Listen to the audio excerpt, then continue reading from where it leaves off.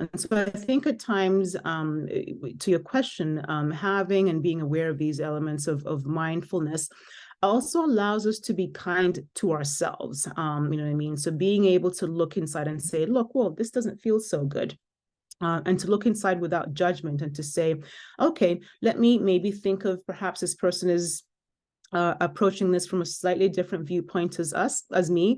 Perhaps they have slightly different assumptions as I'm going into this with, and perhaps it's something else that I have perhaps failed in terms of giving a clear direction that has led to this, source of frustration or other disfavorable elements. And so I think from that space, then I'm able to approach the situation with less baggage and self. And I think at the same, if I do that correctly, I'm also able to disarm the other interlocutor who might be engaging with me in a very polemic approach. And I also feel as though when I manage to do that, either the wellness walk or the internal consciousness breathing that gets me to a state of calm, I return home without a feeling of the day being incredibly burdensome. I feel as though most of the elements of